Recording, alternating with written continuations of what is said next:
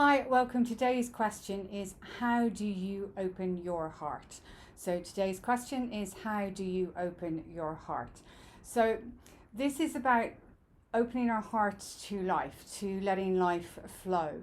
And I remember, and I know I've said this story before, but I'm just going to recap. I remember a long, long time ago, as all good stories go, I was in Thailand doing a retreat which was all about cleansing, and it was a 7 day fasting detox.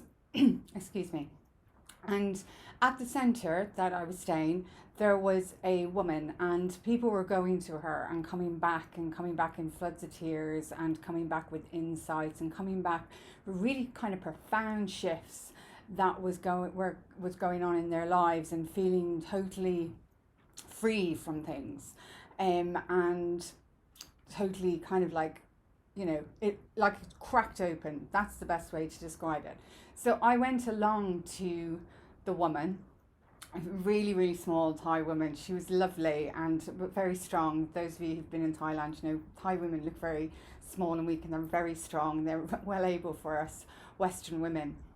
And she did her whole healing, kind of yoga chakra healing thing, and then at the end of it just said to me, there's nothing wrong with you. She just said, open your heart and you'll be happy, healthy and lucky. There's nothing wrong with you. And I went away, and there was no earth shattering, cracked open shift within me. There was this curiosity of, what did she actually mean? What did she mean by living with an open heart? And what did she mean by being happy, healthy and lucky? And then when I came back from that trip and came back into the world and started to look at the life I'd created, I realized over time that for me it was going to be a journey to reopening my heart, recognizing that I was responsible for the world that I was creating and the relationships around me, and that some of those were through my own choice, but some of them were just because that's what had been passed down the generations.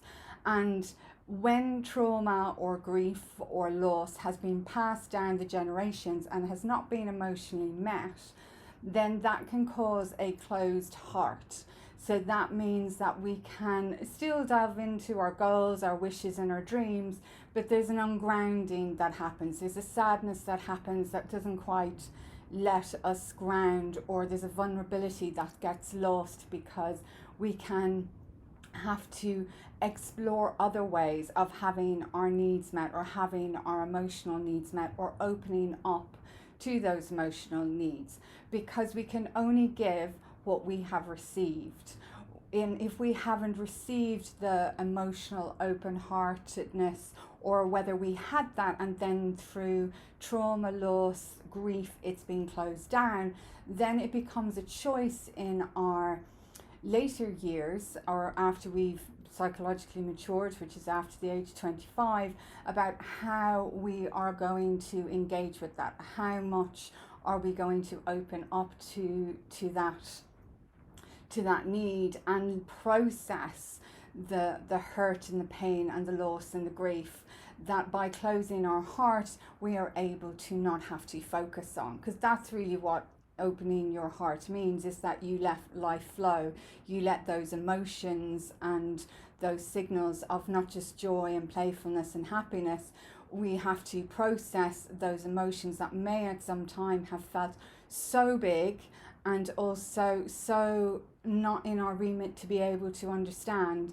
And so we didn't learn the skills at the time that emotion happened, so we did the best that we could do. And then it becomes a choice. It becomes a choice about how we are going to look into those, and whether we are going to open ourselves up. It's a bit like a volcano sometimes. My experience definitely was like a volcano. It hurt.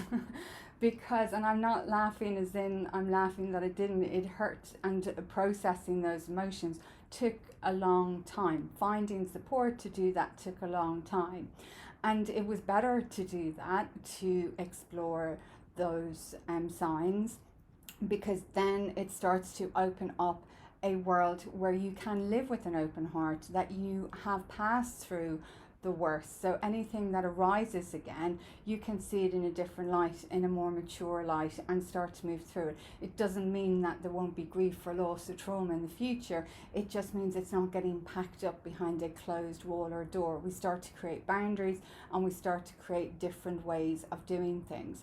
And this is important because listening to our heart will tell us what we need, so that we can communicate those needs into the wider physical world, so that we can bring about our happiness, our health, and start to get our needs met, and start to make choices about the environments that we are looking for that in. Being human is a courageous act. Our ask in this world is to be human, and to be an individual, unique human being, and to explore all of what that means, not just in the intellectual mind. It's also about exploring what those emotions feel like moving through the body. It's about having the richness of life, because after the storm, the sun always comes out, and after those challenges, we can move on into finding other ways of viewing things. And we may find that there's gifts within those experiences that can hold us back. So for me, being an intuitive, feeling very deeply is very painful sometimes, particularly if there is an awful lot of people feeling the same way. But then that's also a gift that allows me to start to open up to that, to be able to do that for other people, and to be able to support people empathically as well, but having walked through my own experiences. So my suggestion for you today, my invitation for you today, is to use the Just Stop lesson. Now, I'm not asking you to delve in. This isn't therapy. Don't delve into things. But question, what does your heart say about a situation that you desire? What would it like to open up to? Explore about where life is happening for you, so that you can see the truths of any hurt or loss that you may want to investigate in the future, but you're just acknowledging that it might be there, that it might be holding you back from your dreams, your visions, and that can come in terms of worry or not having things in a way that you expected them to be. And just acknowledging that, and that is just opening your heart and just doing it bits at a time, because this is about coaxing your heart into really communicating with you, and starting to align to being able to communicate what your needs and desires are in the future, so you can create partnerships, that you can create the partnerships that you want within your business, your career, in your personal life, that are going to be coming from a place where communication will be challenging. It always is between two human beings who are totally, completely different. But it will also be in a way that is empathic and understanding, and starts to bring everybody's needs into the picture. Hope that all makes sense. So remember, first person one needs is oneself, mind, body and spirit. So my name's Viv Bannigan. I'm the owner of Granuaile Limited. We're a bespoke training and mentoring company. I work with creative and entrepreneurial women who lack confidence, feel overwhelmed, they're lacking self-esteem, and they really want to have insight on their personal landscape and their vision for their future. And we do this by sharing with them our key framework called the MAP, which works through mastery, action and passion. So for more information, please do check out our website and check out more of the videos on this page. So till next time, have a wonderful weekend, and I look forward to speaking to you soon.